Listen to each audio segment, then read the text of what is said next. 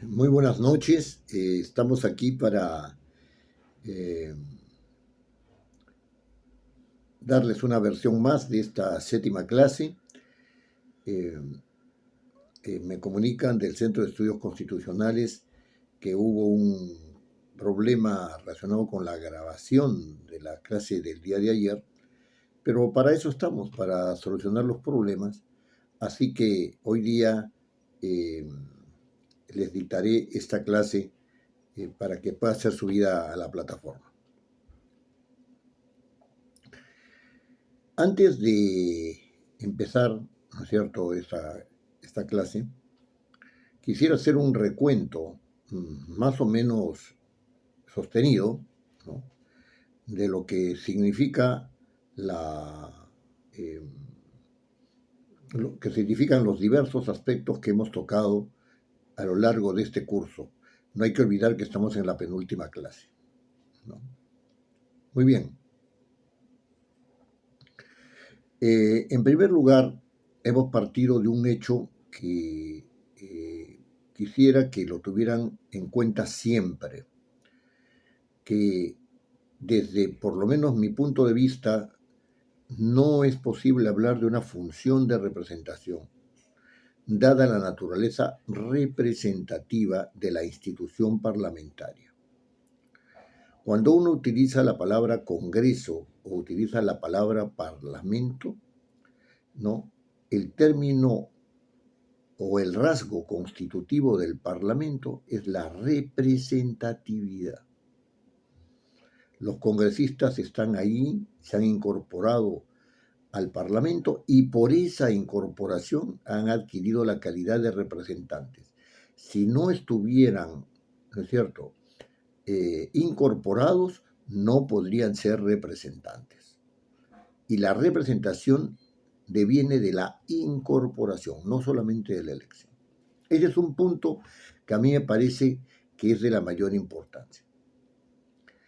De esta manera, cuando los señores congresistas están haciendo uso de sus funciones, ¿no?, o realizando sus funciones, están haciendo actos de representación. Las funciones del Congreso que más se conocen son la función legislativa y la función de control parlamentario, ¿no?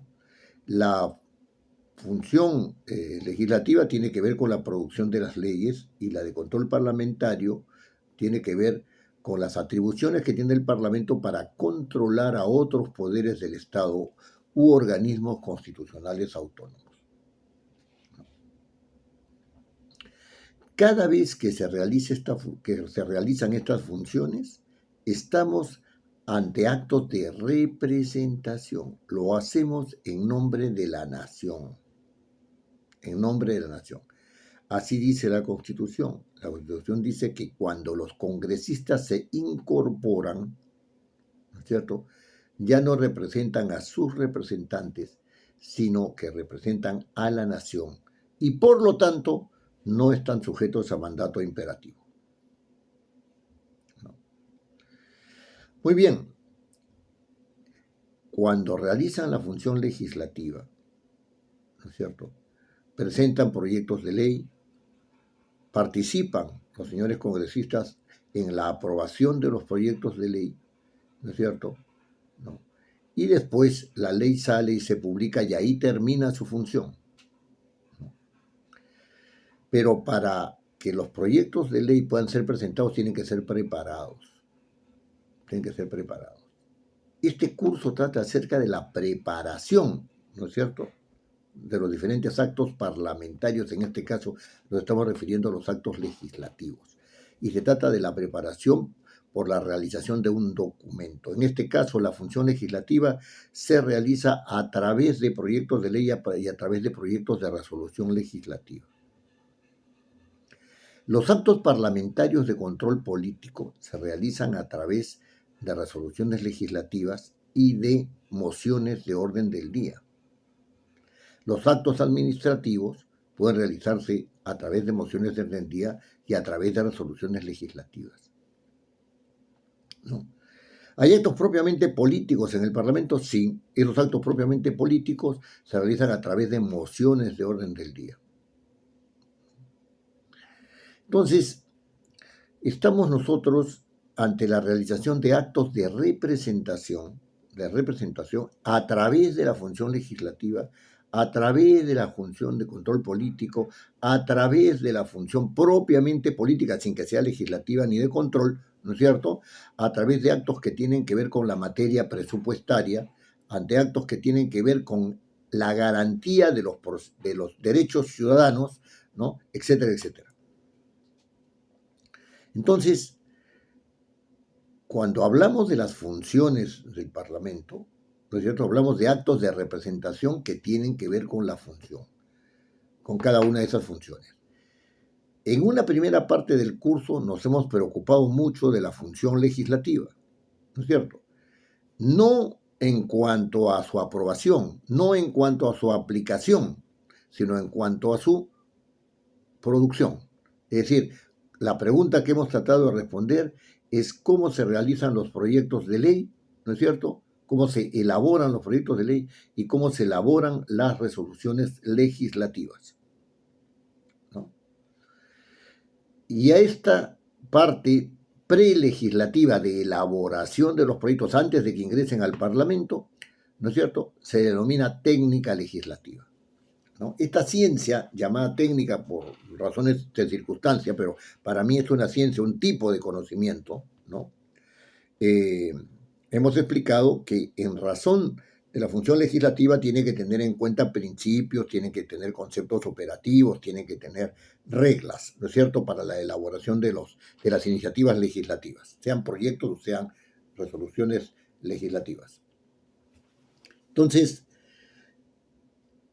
en primer lugar, ¿no?, tenemos que decir que la técnica legislativa, como esta ciencia que se ocupa de la preparación, de la elaboración de las iniciativas legislativas, ¿no?, es una ciencia pues que tiene principios, que tiene conceptos operativos y que tiene reglas.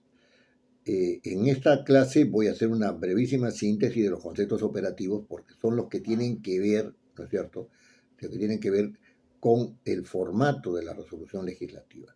En un formato de resolución legislativa, ¿no es cierto?, el documento tiene que presentarse adecuadamente. Es decir, lo primero que tiene que decirse es que quienes remiten la iniciativa, el congresista que suscribe, el presidente de la República que suscribe, el presidente del Consejo Regional tal, etcétera, etcétera, etcétera. ¿No es cierto? Esa es la parte introductoria, ¿no? Después viene, ¿qué presenta? ¿Un proyecto de ley o un proyecto de resolución legislativa? Correcto.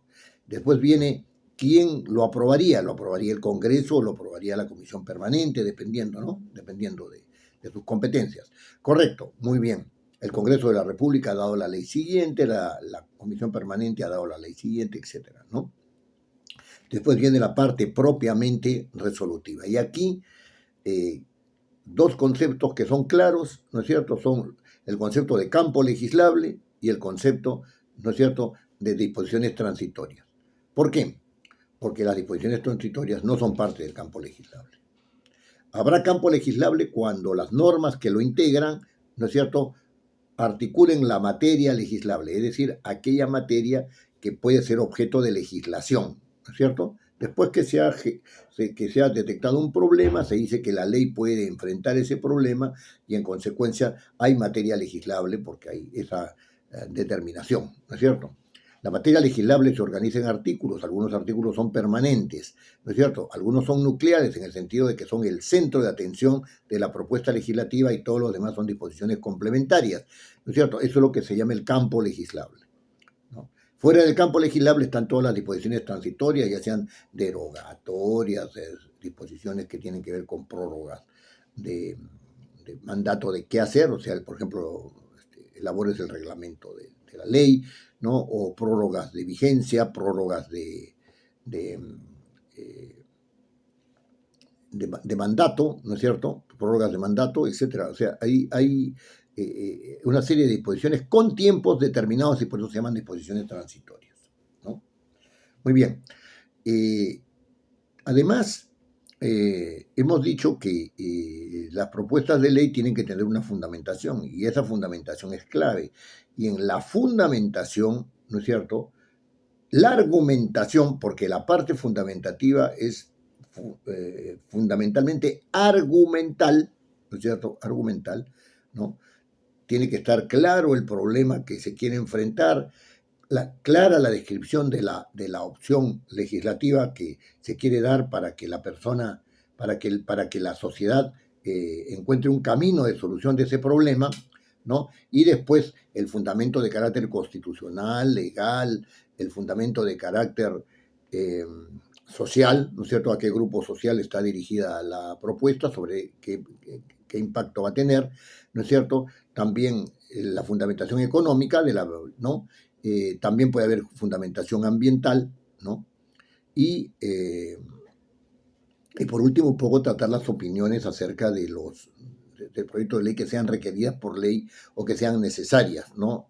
En consideración de la persona que está responsabilizándose del proyecto de ley. Miren, esta parte es una parte fundamental. No, cada vez hay más conciencia de que no se puede aprobar un proyecto de ley cuyas probables consecuencias no estén claramente tratadas en prospectiva. Es decir, todo el análisis toda la fundamentación que se hace está chocando con una disposición constitucional, está colidiendo con ella, está en contradicción con ella, ¿no? No, sigamos para adelante. No tiene problemas de viabilidad de carácter social o viabilidad de carácter económico, bueno, no importa, sigamos nomás, hay que aprobar la ley como sea, ¿no? Tiene problemas de carácter ambiental, no importa.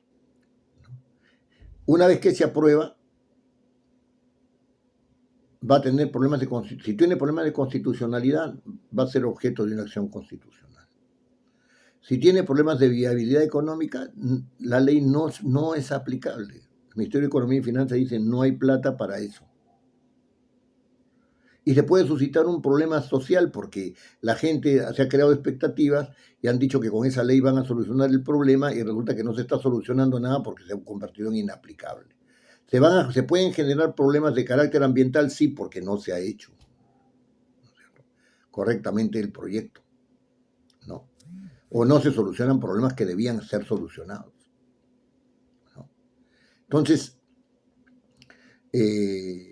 allí tenemos un aspecto complementario inexcusable de la parte de presentación del proyecto, ¿no? Donde está quién lo presenta, qué tipo de iniciativa es, cuál es su parte resolutiva, ¿no es cierto? Y quiénes se hacen cargo de eso, ¿no? Las firmas, etcétera, ¿no? Y está la fundamentación, ¿no es cierto?, que es aquella que da razón de la viabilidad, ¿no? Ya sea legal, ya sea social, ya sea económica, ya sea ambiental del proyecto, ¿no? Y lo cual evidentemente tiene que contar con las opiniones obligatorias normadas en la ley, ¿no es cierto?, o con las opiniones de quienes tienen que ver en el asunto, ¿no? Bueno, ese es un tema que tiene que ver con la legitimidad de la propuesta, ¿no? Muy bien. Eso digamos, es en cuanto a la función legislativa, ¿no? El punto aquí es que hemos tratado con detenimiento las resoluciones legislativas. Y si bien las resoluciones legislativas no siempre tienen materia legislable, ¿no? Porque tienen gran parte de las que se conciben ahora como resoluciones legislativas son más bien formas de ejercer el control político, ¿no? También hemos dicho de que muchas de las resoluciones legislativas que se dan tienen influencia administrativa. Claro, en materia administrativa. Es decir, los proyectos de ley tienen su materia legislable, pero las resoluciones legislativas no siempre tienen materia legislable. En la gran mayoría de los casos no tienen materia legislable. Y en ese sentido, aquellos que tienen materia legislable, como la reforma del reglamento,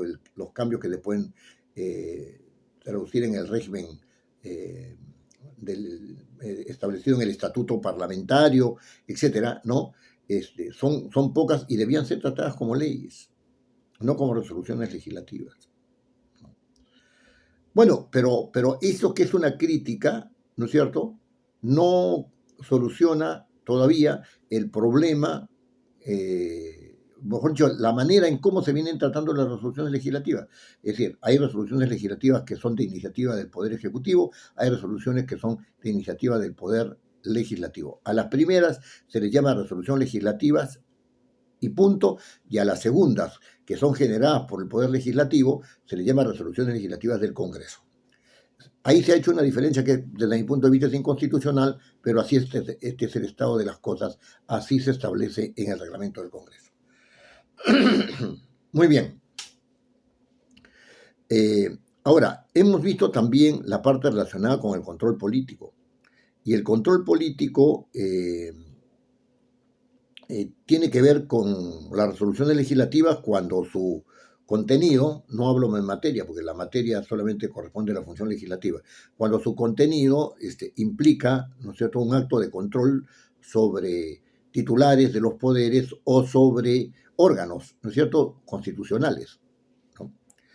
Y entonces, respecto de esto, ¿no?, las resoluciones legislativas tienen, se encargan de formalizar, ¿no es cierto?, de formalizar legalmente, ¿no?, las acciones de control político del Parlamento. Sin embargo, también se ejerce la función de control político cuando se realiza una moción de orden del día, ¿no? Y las mociones de orden del día son para formar comisiones investigadoras, las mociones de orden del día son para establecer mociones de censura, faltas de confianza, ¿no es cierto?, son para establecer interpelaciones, etcétera, etcétera, ¿no? Sin embargo, hay que hacer notar que las mociones de orden del día no son documentos conclusivos, sino que son documentos por los cuales se inicia, ¿no es cierto?, el procedimiento de control político. Nunca un procedimiento de control político termina con una moción. Un procedimiento de control político puede estar al inicio o en medio de un procedimiento de control político, pero no puede estar al final. Al final están las resoluciones legislativas, que siempre son resoluciones legislativas del Congreso, porque es el Congreso el que inicia, ¿no es cierto?, el que inicia la acción de control, ¿no?, el que inicia la acción de control. O en el caso de la acusación constitucional que vamos a ver en la siguiente clase, ¿no?, no es el Congreso el que inicia la acusación constitucional, sino es una persona la que inicia, cualquier persona que tiene las condiciones exigidas por la ley, ¿no?, la que inicia la acción de control, la acción de inconstitucionalidad. Pero de eso no hablamos en esta clase, ¿no? Ahora bien, esta acción de control político está sujeta, por supuesto, o se da porque existe el principio de separación de poderes. Es decir, los poderes no pueden, digamos, actuar, ¿no?, con una especie de autarquía, es decir, con funciones que son propias de ellos sin ningún control. No, no es así. No es así. Los poderes no pueden actuar de esa manera, ¿no? Pero hoy día ya no se habla tanto de poderes del Estado cuanto de funciones. Es decir, el poder es uno y se ejerce a través de diversas funciones, ¿no? La función administrativa la tiene el Poder Ejecutivo, la función legislativa la tiene el Poder, el Congreso, ¿no es cierto?, el Poder Legislativo, ¿no?, y la función jurisdiccional la tiene el Poder Judicial, ¿no? Algunos han querido entender de que este poder se ha abierto a los organismos constitucionales autónomos, y yo quiero aquí expresar mi discrepancia con eso, porque ninguno de los organismos constitucionales autónomos son resultado de una elección popular. Ninguno. Por lo tanto, no son comparables ni con el Poder Ejecutivo ni con el Poder Legislativo. Ustedes me dirán, ¿y qué sucede con el Poder Judicial, que tampoco es objeto de legislación y sin embargo sí tiene, hay mandato constitucional a ese respecto, pero lo que les quiero decir es que el Poder Judicial, teniendo características muy propias, ¿no?, es el que controla tanto al Poder Ejecutivo como al Poder Legislativo y a los organismos constitucionales autónomos. No puede colocarse, ¿no es cierto?, en el mismo nivel, dada su naturaleza decisoria sobre asuntos que son violaciones de normas y que tiene que ver básicamente con el tema de la salud social, ¿no? El tema de la salud social. Muy bien. En todo caso, si alguien tiene una diferencia conmigo respecto a este punto, está en todo el derecho de manifestarla, porque el asunto de los organismos de elección popular, ¿no es cierto?, solamente se aplica al Poder Ejecutivo y al Poder Legislativo, y no existe elección hasta ahora en la práctica de ningún tipo, ¿no?, respecto al Jurado Nacional de Elecciones. Perdón, al Poder Judicial, ¿no? Muy bien. Me referiré rápidamente, ¿no?, a unos aspectos que me parecen de la mayor importancia respecto de la función de control político, ¿no? Y me voy a referir, en primer lugar, a la vacancia, ¿no? La vacancia es un procedimiento no contencioso, ¿no? Es un procedimiento de carácter político. Puede volverse contencioso en cuanto a que puede implicar la violación de derechos, pero esa contienda se resuelve en el Poder Judicial, no se resuelve en el Parlamento.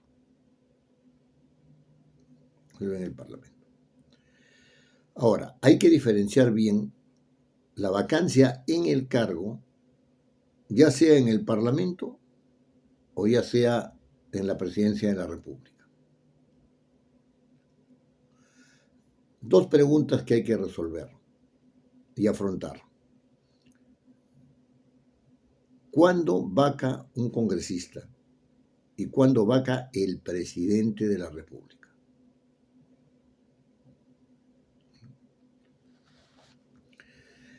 Las causales de vacancia de un congresista están en el artículo 25 del reglamento del Congreso. Se establecen las siguientes causales de vacancia: muerte, enfermedad o accidente inhabilitante con habilitación de carácter permanente, o sea, que le impide el ejercicio de la función. Inhabilitación o destitución por juicio político, es decir, por acusación constitucional. Se hace la acusación constitucional al congresista y el congresista resulta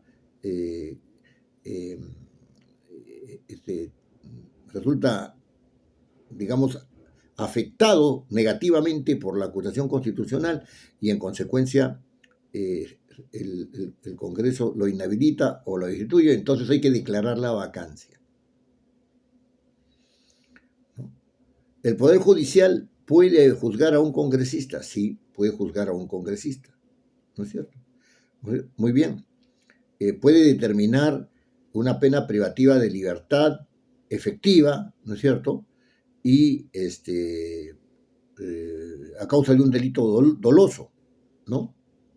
Sí, en ese caso se tiene que declarar la vacancia. La pregunta es: ¿quién declara la vacancia?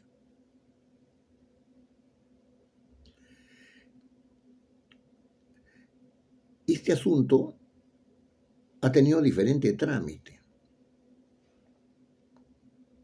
Cuando el doctor Carlos Ferrero Costa era presidente del Congreso, fueron vacadas 3 congresistas fujimoristas: la señora Marta Chávez, la señora de Gamboa y la señora, yo siempre me olvido de su nombre, en fin, ¿no?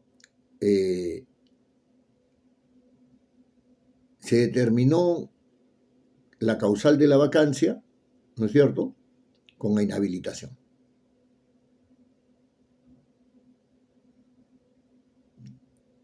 Entonces, ¿quién formalizó eso?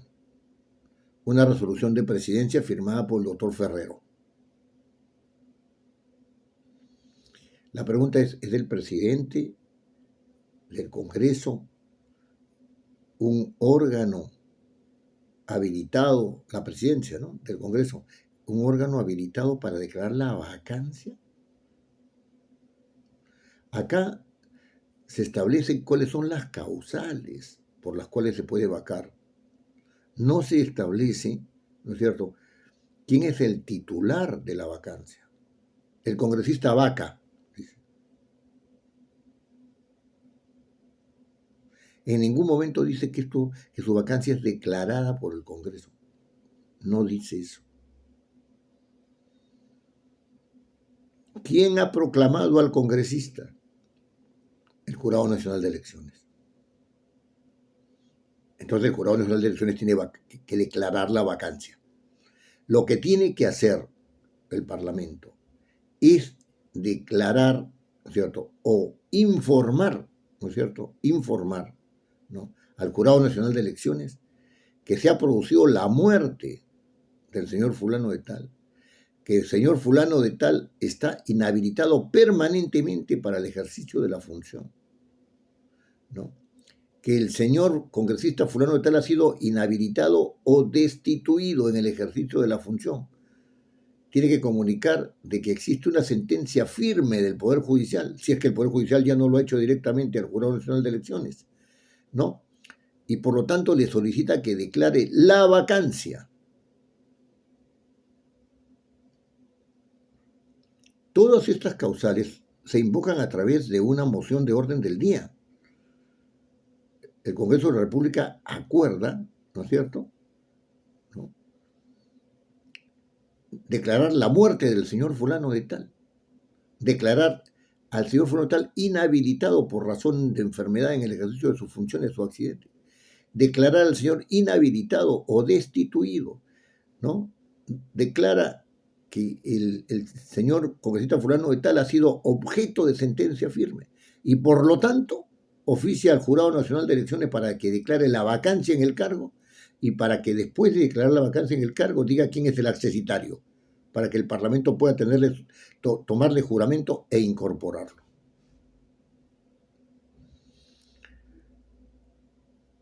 ¿Es necesaria una resolución del presidente del Congreso para declarar la vacancia? No. ¿Es necesaria una resolución del Congreso para declarar la vacancia? No.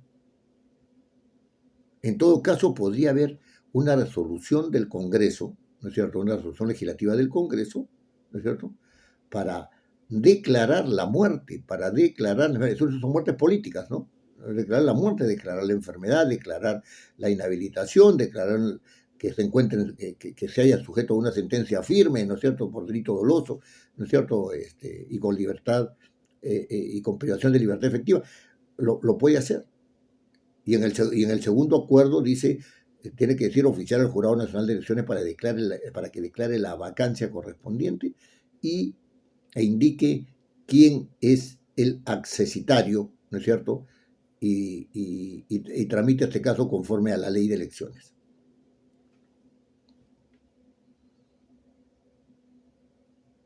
En este caso, la moción de orden del día, ¿no es cierto?, funciona para declarar la causal,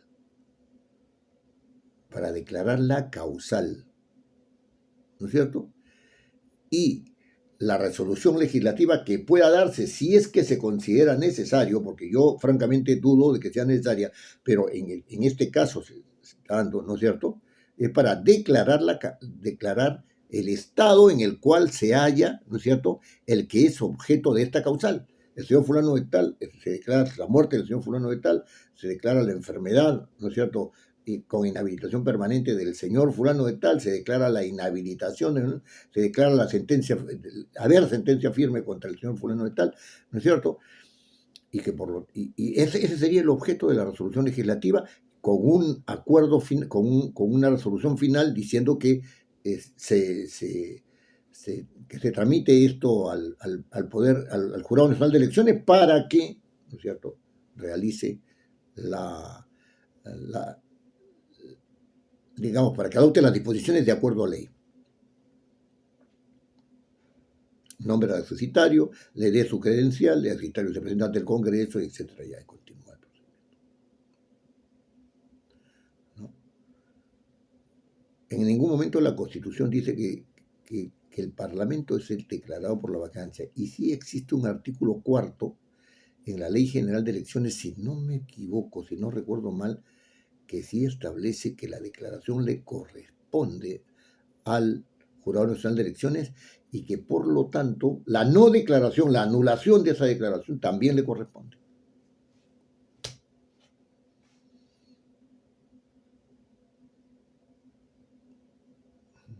Dejar sin efecto la declaración también le corresponde. Un caso similar, no igual, similar, es el del presidente de la República, ¿no? Para la vacancia del presidente de la República sí hay norma constitucional. El artículo 113 de la Constitución dice que la presidencia de la República vaca por muerte, permanente incapacidad moral o física declarada por el Congreso, aceptación de su renuncia, salir del territorio sin permiso y no regresar en el tiempo previsto, ¿no es cierto?, y una destitución en base al artículo 117 por impedir el funcionamiento de los órganos democráticos, ¿no es cierto?, sobre todo lo de elección popular, ¿no? También el Jurado Nacional de Elecciones, ¿no?, impedir las elecciones, ¿no es cierto?, impedir las elecciones, etcétera, ¿no? Entonces, aquí, ¿no?, se puede, el señor presidente de la República ha muerto. ¿A quién le corresponde declarar la vacancia? Al Jurado Nacional de Elecciones.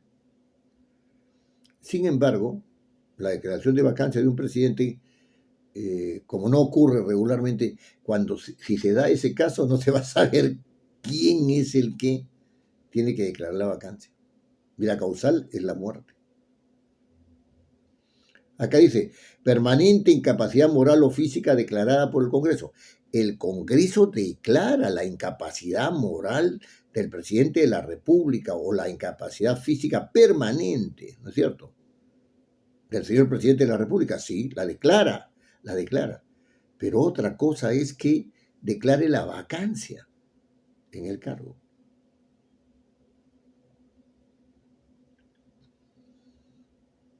Esto no está claro.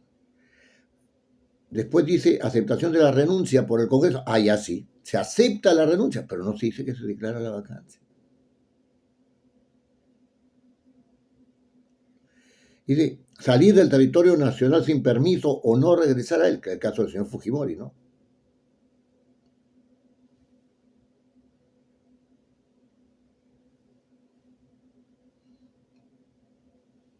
Dice la presidencia de la República vaca, y están las causales. Estas son causales.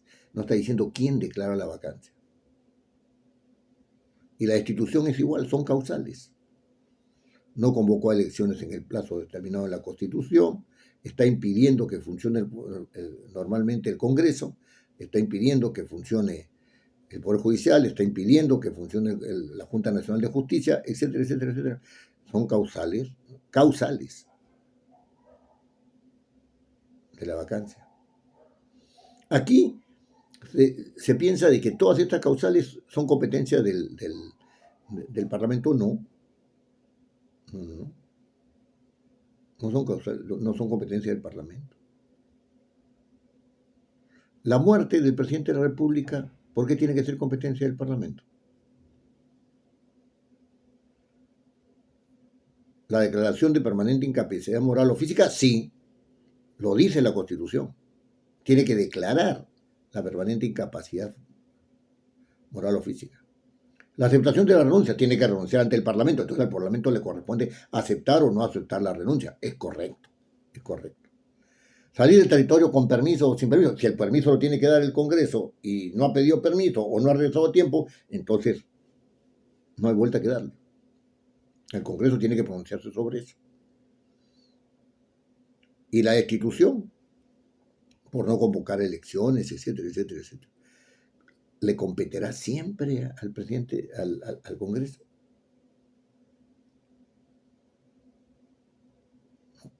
Entonces, lo importante acá es, ¿cuándo hay moción de orden del día? Por muerte,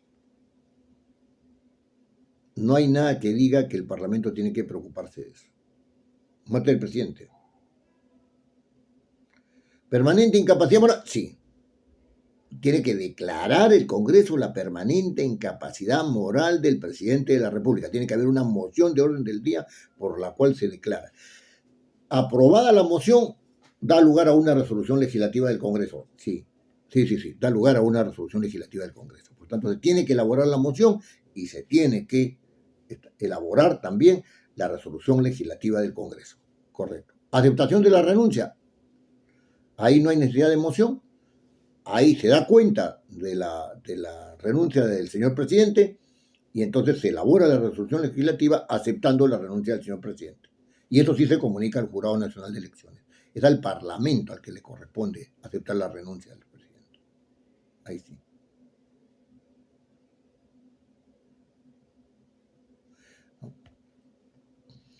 Entonces, vuelvo a insistir en esto, ¿no?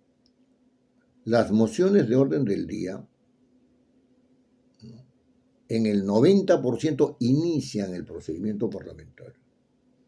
Las resoluciones legislativas concluyen el servicio parlamentario, concluyen el procedimiento parlamentario, la acción de control. No voy a entrar en los casos particulares, ¿no? Porque sería entrar en demasiados detalles, ¿no? Estamos en un curso de redacción de documentos parlamentarios, no de procedimiento. Otro caso en el cual hay que tener una idea clara de la utilización del documento es el caso de la interpelación. La Constitución dice en el artículo 131 que es obligatoria la asistencia del Consejo de Ministros o de los ministros cuando van a ser interpelados. Nadie más puede ser interpelado.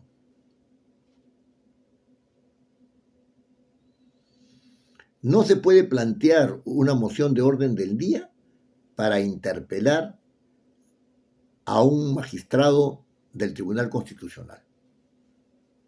No se puede. La interpelación es solamente con el Poder Ejecutivo.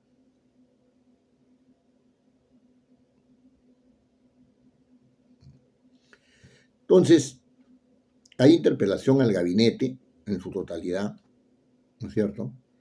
O hay interpelación a cada uno de los ministros, ¿no? Esta interpelación supone de que hay un documento que, como ya dijimos, es una moción de orden del día, pero que tiene una característica fundamental. En el acuerdo tiene que señalar con claridad quién es el interpelado y en razón de qué se le interpela. en la parte del acuerdo de la moción, tiene que decirse con claridad, interpelar al señor ministro tal por tal razón. Es una razón general, que regularmente es una razón de política de gobierno. No olvidar de que la interpelación es un acto político por excelencia. Entonces, uno elabora la moción de orden del día, pero no puede presentarla, ¿no es cierto?, si es que no tiene el 15% del número legal de congresistas. Tiene que estar firmada para presentarla por el 15% del número legal de congresistas. 13 más 6.5 son 19.5, 20 congresistas tienen que firmar la moción, por lo menos 20, para poder presentarla. Se debate, se aprueba o no se aprueba. Pero además la otra característica es que esa moción tiene que ir con un pliego interpelatorio. Tienen que establecerse las preguntas que se le van a hacer al ministro. El ministro tiene que venir a responder preguntas que son de interés del Parlamento. No va a venir a decir lo que le da la gana, sino preguntas que son de interés del Parlamento. Y por lo tanto, la interpelación supone una moción de orden del día con un pliego interpelatorio. La pregunta puede ser una o puede ser 50. No hay límite porque aquí se trata de una actitud política, ¿no? Y políticamente la moción puede ser aceptada o puede ser rechazada. Fíjense, el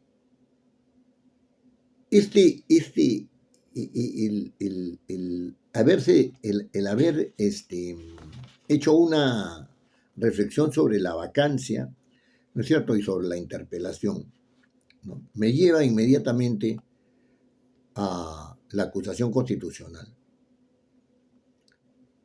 Pero no la voy a tratar en este tema, en esta clase, no la voy a tratar en esta clase, porque sencilla y únicamente la acusación constitucional tiene características muy especiales. En primer lugar, no requiere de ninguna moción de orden del día.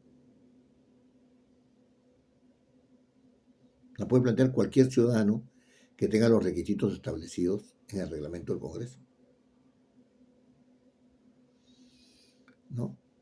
Y en segundo lugar, la acusación constitucional tiene un procedimiento, ¿no es cierto?, que se ejerce muy bien, ¿no?, y que está claramente determinado, ¿no?, en el reglamento del Congreso.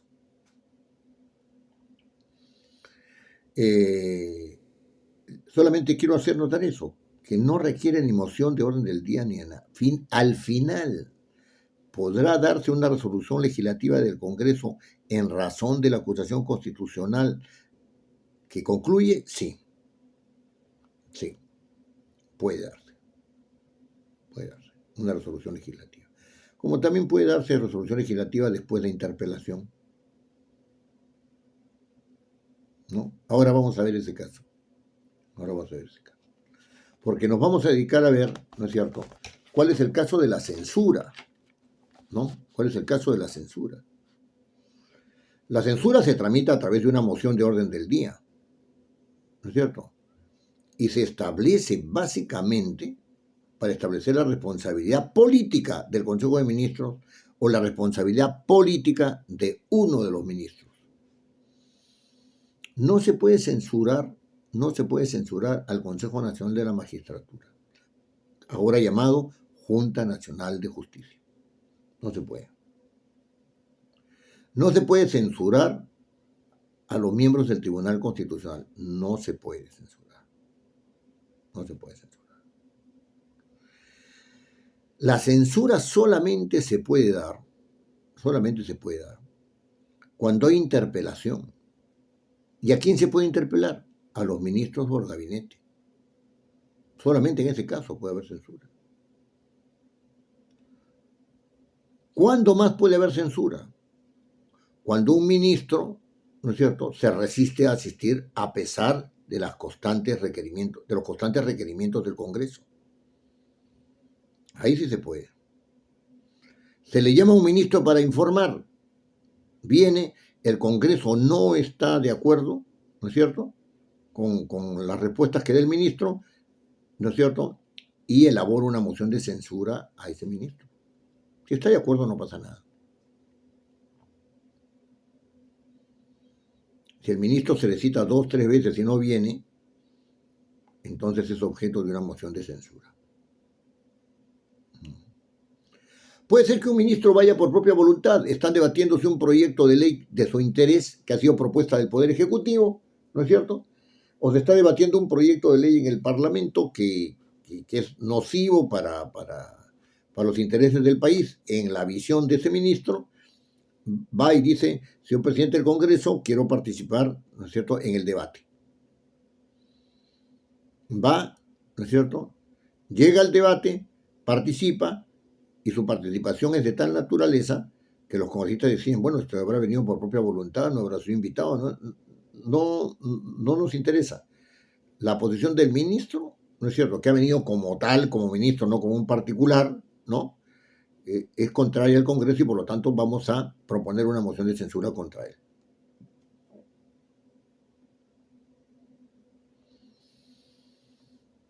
Es decir, la censura solamente cabe contra el Consejo de Ministros o contra ministros. No hay otra censura en las relaciones entre el Poder Ejecutivo y el Poder Legislativo. No hay otra censura respecto de otros, de los titulares o integrantes de otros órganos constitucionales autónomos. No existe la censura. No se puede censurar a alguien que no sea ministro, que no sea presidente de la República, ¿no es cierto? No se puede censurar. Un parlamentario no puede censurar a otro parlamentario. Hay un solo caso en el cual se puede ejercer la censura contra la mesa directiva del Congreso. Este es un acto político-administrativo. No es un acto legislativo ni de control político, es un acto político-administrativo. En todo caso, podría decirse que es un acto de autocontrol, de intracontrol al interior mismo del Parlamento. ¿Sí? La señora Camones fue censurada. Con anterioridad a ella, extrañísimamente, porque no se había censurado hacía muchísimos años a ningún presidente del Congreso, se censuró a la señora Marta Hildebrand. Ese es el único antecedente.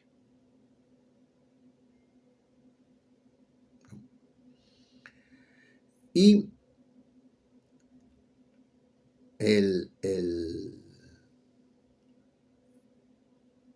¿por qué se le censura? ¿No es cierto?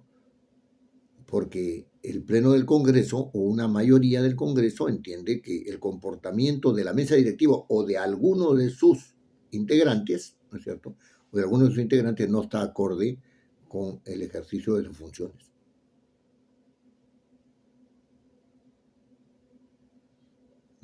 Entonces, ese es el único caso.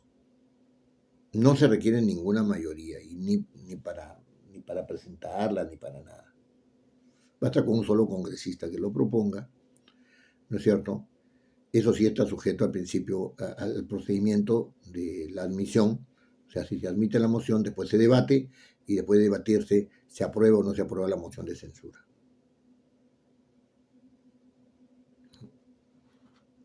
Muy bien. Existe también la censura cuando se plantea la cuestión de confianza. ¿Recuerdan ustedes el asunto de la cuestión de confianza?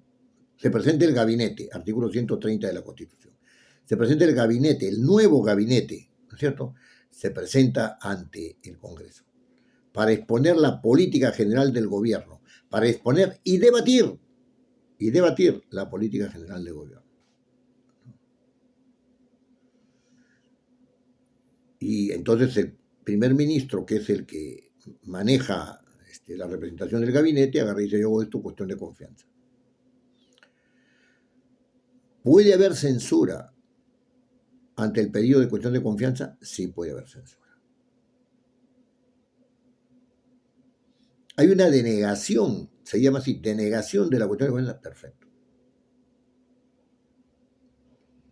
Y en consecuencia, eso implica la caída del gabinete. ¿Se puede llamar al gabinete se puede invitar y después censurarlo? Sí se puede llamar al gabinete invitándolo, ¿no es cierto? Y entonces se produce ahí una censura. ¿Cómo se tramita la censura? A través de una moción de orden del día. Los congresistas, etcétera, considerando que, ¿no es cierto?, proponen a consideración la siguiente moción de censura. Primero, ¿no?, censurar al señor fulano de tal, presidente del Consejo de Ministros, etcétera, etcétera, tal. Segundo, tramitar al presidente de la República para el correspondiente trámite, para su conocimiento.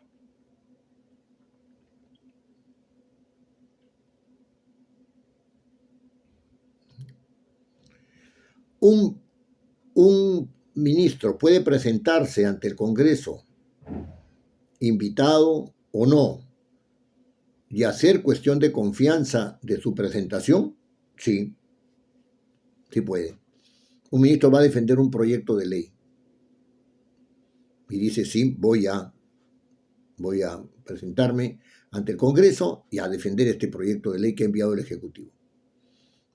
Y va y participa como cualquier otro congresista, se lo permite el reglamento del Congreso.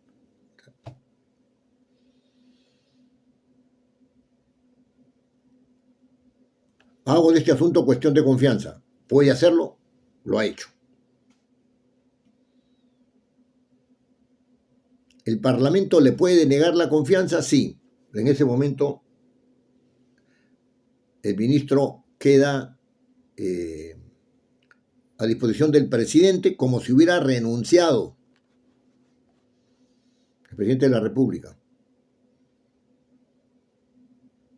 Y el presidente tiene que sustituirlo. ¿Eso cómo se hace? Mediante una moción de orden del día. ¿Cómo se formaliza? A través de una resolución legislativa. Entonces, lo que no se puede, ¿no es cierto? Lo que no se puede es que un ministro haga cuestión de confianza y el gabinete apoye esa moción de confianza. No se puede. Porque el ministro hace cuestión de confianza sobre un asunto que es de su competencia. No se puede hacer cuestión de confianza sobre un asunto que no es de competencia. El primer ministro no puede decir algo cuestión de confianza, algo que le corresponde al Parlamento.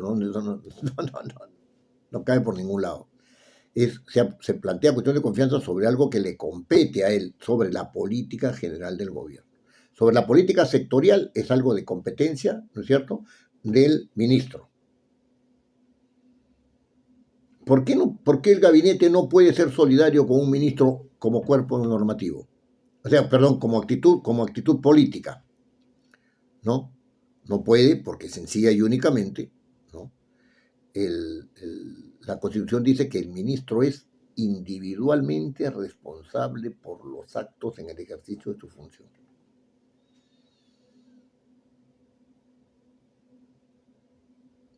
Si no hubiera esta disposición, el gabinete podría hacerlo tranquilamente, porque hay políticas que son transectoriales. Cuando se trata de una política transsectorial, un ministro no puede decir: hago cuestión de confianza de esto, sin estar de acuerdo con todos los demás, ¿no es cierto?, con todos los demás, ¿no?, que también ejercen esa política, porque es una política transsectorial, que está a través de todos los sectores del gobierno, por lo menos de más de uno.